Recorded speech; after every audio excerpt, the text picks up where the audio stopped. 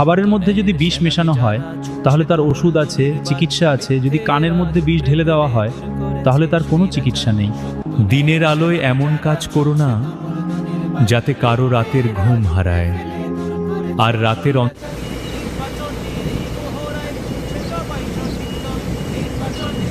वो आप ले लो, थोड़ा इतना डाउन नहीं करो।